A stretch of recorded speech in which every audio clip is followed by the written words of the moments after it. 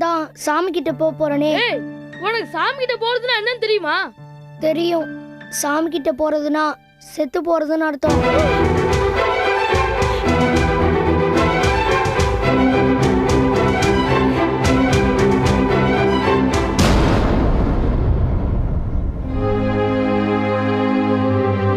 ஆமாம்மா, எங்க பையன் சொல்றது உண்மைதான்.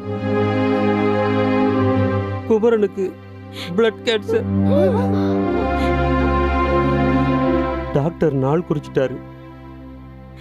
எங்க பையன் எங்களோட இருக்க போறது இன்னும் 6 மாசமோ 1 வருஷமோ தான். அதான் அதுக்குள்ள எதுக்காக இவனை பிரிஞ்சிருக்கணும்னு தான் அவனை ஸ்கூல்ல இருந்து நிறுத்தி எங்களோட வச்சுக்கிட்டோம்.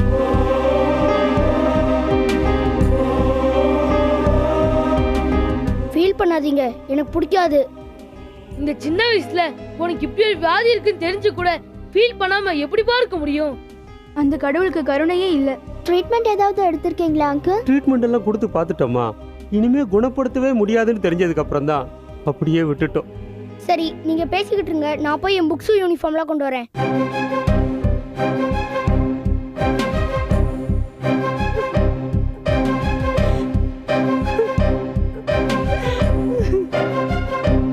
அழாதீங்க ஆண்டி, குமரன் இடத்துல உங்களுக்கு நாங்க இருக்கோம். என்ன இருந்தாலும் பெத்த புள்ளைக்கு ஈடாகுமாப்பா? குமரன் நான் தவம் இருந்து பெத்த ஒத்த புள்ள என் கண் எதிர சிறுக சிறுக செத்துக்கிட்டு இருக்கிறத பாக்குறப்ப பெத்த வயிறு பத்திக்கிட்டு ஏறியுதுப்பா. அவனை எப்படியெல்லாம் வளர்த்த, என்னவெல்லாம் ஆக்கணும்னு ஆசைப்பட்டேன்.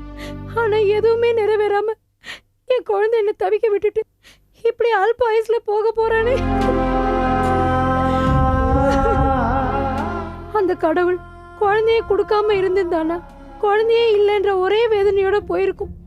ஆனா குழந்தைய கொடுத்து இப்படி இடையிலே புடுங்கி என்ன காலம் பூரா அழ வச்சுட்டானே. குமரனை பத்தின எங்க கனவுகள்லாம் நிறைவேறலைன்னா கூட பரவாயில்ல. குமரனுக்கு போலீஸ் இன்ஸ்பெக்டர் ஆகணும்னு ரொம்ப நாளா ஆசை. தினமும் ஒரு தடவையாவது அதை பத்தி பேசாம இருக்க மாட்டான். நான் பெரியவனானதும் ஒரு நாளாவது போலீஸ் இன்ஸ்பெக்டரா வேலை பார்க்கணும், அன்னைக்கு நைட்டே செத்தாலும் நான் சந்தோஷமா சாவேன்னு அடிக்கடி சொல்லுவாமா. ஆனா இன்னைக்கு அது கூட நிறைவேறாம போக போறானேன்னு நினைக்கிறப்போ ரொம்ப சங்கடமா இருக்குப்பா.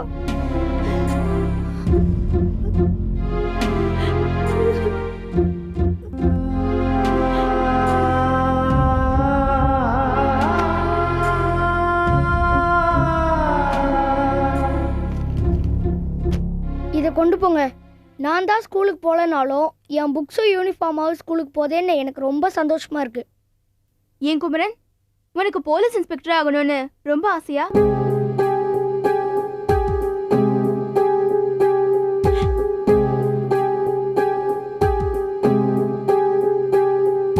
ஆமா, போலீஸ் இன்ஸ்பெக்டர் ஆகிறது தான் என்னோட கனவு. ஆனா அதுக்கு தான் இப்ப வழி இல்லாம போச்சே.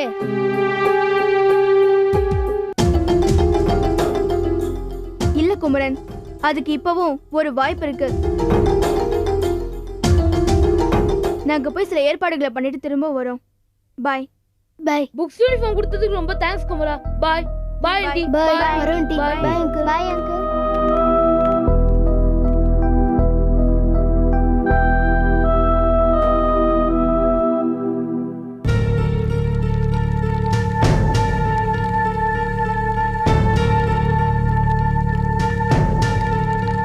தாத்தா, நம்ம பூத கடவுள் சொன்ன மாதிரி அசீம பூமிக்குள்ள புதைச்ச நம்ம முன்னோர் அம்ஜித் கான வரவழைச்சு அசீம் அழிக்க என்ன வழின்னு கேட்கலாம். ஆமா, எல்லாரும் ஒருமித்த உணர்வோட அம்ஜித் கான் ஆன்மாவை அழைப்போம். சரி தாத்தா.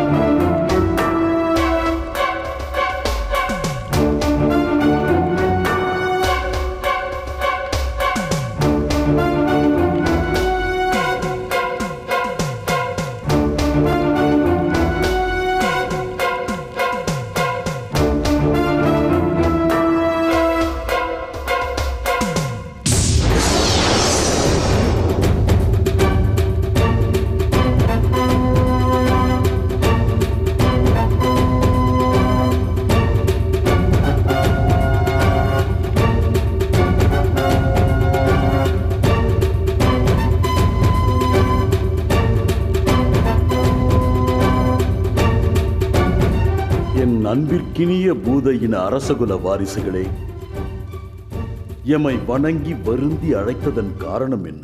எமது பூதகுல முன்னோரே, குலம் நிறுவிய முன்னோடியே, அனைத்தும் அறிந்த நீர் எம்மிடம் அழைத்த காரணம் கேட்பது வியப்பாக இருக்கிறது. யாம் அனைத்தையும் அறிந்திருந்தாலும் இன்னது வேண்டுமென்று வினவுவது உமது கடமை அல்லவா? ஆம், எமது குல முன் தோன்றலே. மூஷா, நம்ம பிரச்சனை சொல்லு. எமது மூதாதையரே, நீர் பூதகுல அரசராய் பூதலோகத்தில் வாழ்ந்த காலத்தில் பூதகுலத்திற்கு பெரும் இன்னல்களை செய்த அசீம் பதுதா எனும் ஒரு கொடிய மாந்திரிகனை நீரே அடக்கி பூமியில் புதைத்ததாக நம் இனக்கடவுள் சொல்லி யாம் அறிந்தோம். ஆம், அதற்கென்ன இப்போது? அவன் அடைக்கப்பட்ட காலம் முடிந்து என் மூலமாக விடுபட்டு உயிர் தெழுந்த அவன் இப்போது நம் இனத்திற்கே ஒரு பெரும் சவாலாக உருவெடுத்து நிற்கிறான். பூதகுலத்தை அழித்தே தீர்வேன் என்று முழங்கி நிற்கிறான். அவனை அழிக்க நாங்களும் பல முறைகளில் முயற்சித்தும் பலனில்லை. பூதகுலத்தை காக்கவும் அவனை அழிக்கவும் அவன் உயிரின் சூட்சமத்தை நீர்தான் எமக்கு கூற வேண்டும்.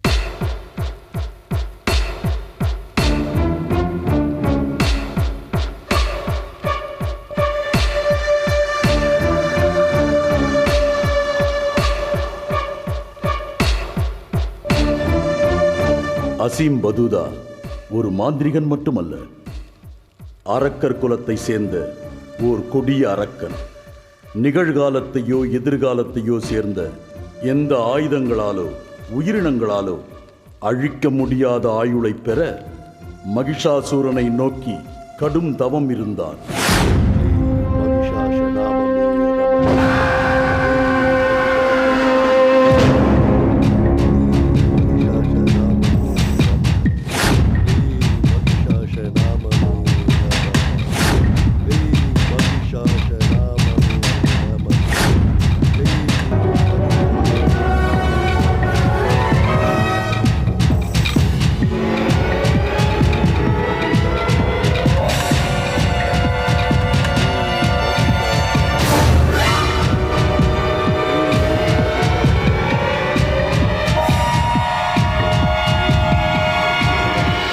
எருமை தலையை தனது தலையாக கொண்டவனும் மகா சக்தி படைத்தவனும் துர்க்கையால் வதம் செய்யப்பட்டவனுமான மகிஷாசுரனை நோக்கி அசீம் கடும் தவம் புரிந்தான். தனது அரக்க இனத்தை சேர்ந்த அரக்கன் ஒருவன் தன்னை நோக்கி கடும் தவம் புரிவதைக் கண்டு மகிஷாசூரன் மனம் இறங்கி அசீம் முன் தோன்றினான்.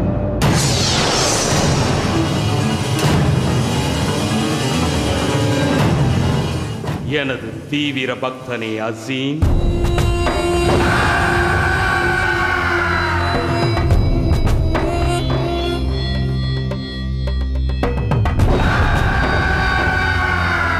தேவ தேவா, அரக்கர் குல அற்புத சக்தியே மகிஷாசுரனே, தாங்கள் எவ்வளவு விரைந்து எனக்கு காட்சி கொடுத்ததற்கு நன்றி, கோடானு கோடி நன்றி. எனது அபிமானியே, அன்பிற்குரியவனே அசீம், உனது தவ வலிமை கண்டு மனமுருகி உனக்கு காட்சி தந்தேன். என்ன வரம் வேண்டும் கேள். இந்த அழிவற்ற பிரபஞ்சத்தில் வாழும் யாராலும் என்னை அழிக்க முடியாத வரம் வேண்டும். உம்மை போலவே அளவற்ற ஆயுளோடு நான் வாழ வேண்டும். இயற்கையின் நியதிப்படி ஜனித்த உயிர்கள் மரிக்க வேண்டும் என்பது விதி. அப்படி நான் மரிப்பதாக இருந்தாலும் நிகழ்காலத்தையோ எதிர்காலத்தையோ சார்ந்த எந்த ஆயுதங்களாலோ உயிரினங்களாலோ மரிக்க கூடாது. கடந்து போன கிருதா யுகத்தை சேர்ந்த மகா வஜ்ராயுதத்தாலும், திரேதா யுகத்தை சேர்ந்த பிரம்மாஸ்திரத்தாலும், துவாபர யுகத்தை சேர்ந்த நாகாஸ்திரத்தாலும் தாக்கினால் மட்டுமே நான் அழிய வேண்டும். வேறு எதனாலும் நான் அழியக்கூடாது. கிருதா யுகத்தின் மகா வஜ்ராயுதம், திரேதா யுகத்தின் பிரம்மாஸ்திரம், துவாபர யுகத்தின் நாகாஸ்திரம், இவற்றால் தான் அழிக்க வேண்டும். ஆம் ஆம் குலக்கடவுளே, இவற்றை தவிர வேறு எதனாலும் நான் அழியக்கூடாது. மனம் கவர்ந்த பக்தனே அசீம், உன்னுடைய புத்தி சாதுரியத்தால் உன்னுடைய உயிரை தற்காத்துக் கொள்ள நல்ல வரங்களைத்தான் கேட்டுள்ளாய். நமது அரக்கர் குலம் நீடூழி வாழ நீ கேட்ட வரங்களை யாம் வழங்கினோம். நன்றி இறைவா, நன்றி, கோடானு கோடி நன்றி.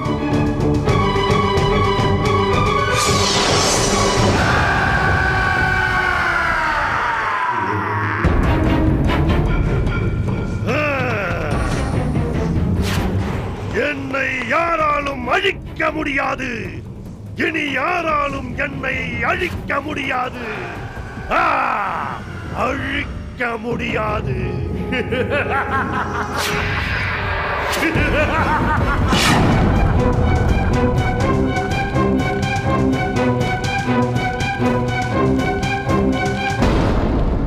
இப்படிப்பட்ட அரிய அழியாத வரம் பெற்ற அசிம்பதூதா தன் அபரிமிதமான மந்திர சக்தியாலும் அதிகார போதையாலும் பல லோகங்களையும் தன் ஆட்சிக்கு கீழ் கொண்டு வந்தார். அப்படித்தான் இறுதியாக நம் பூதலோகத்தின் மீதும் படையெடுத்தான். ஆனால் அங்கே அவனது கணக்கு தோற்றுவிட்டது.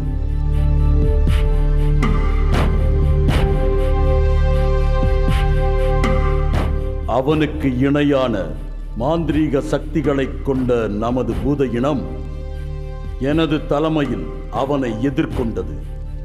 அசீம் போரில் தோற்று சிறை பிடிக்கப்பட்டு இழுத்து வரப்பட்டார்.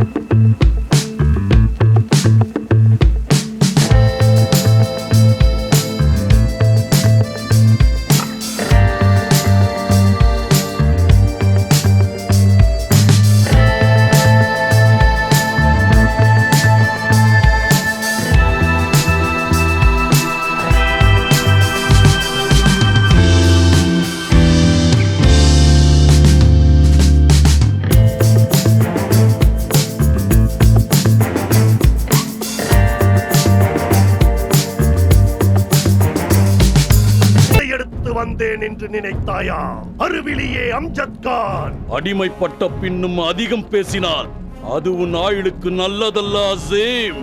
சிறைப்பட்டவன் சீறினால் சிறைச்சேதம் தான் இங்கே தண்டனை, தெரியுமா? சிறைச்சேதமா எனக்கா?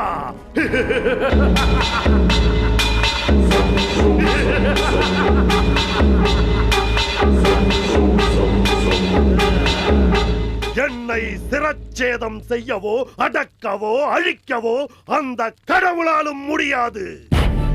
கேவலம் பூதங்கள் என்னை பயமுறுத்துவதா? அடே அம்ஜத் கான், லோகங்களை கைப்பற்றும் உமது மாந்திரீக சக்திகளையும் பராக்கிரமங்களையும் நான் நன்றாகவே அறிவேன் அசீம் பதூதா.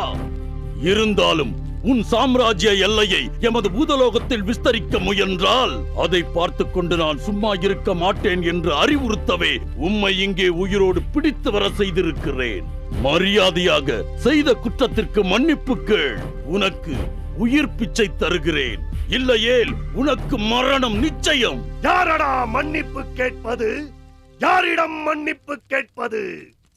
நான் உன்னிடம் மன்னிப்பு கேட்பதா? பூதங்களிடம் அரக்கன் அசீம் மன்னிப்பு கேட்பதா? வெட்கம்! இப்போது சொல்கிறேன் கேள். என்னை மன்னிப்பு கேட்க சொன்ன உன்னை மன்னிப்பு கேட்டாலும் விடப்போவதில்லை. அம்ஜத் கான், உன்னையும் உன் குலத்தையும் அழிக்காமல் நான் விடமாட்டேன் அம்ஜத் கான். அடங்க மாட்டாய். இனி பேசி பயனில்லை. நாளை சூரிய உதயத்தில் உன் தலை துண்டிக்கப்படும். இது பூதகுல சக்கரவர்த்தியின் ஆணை.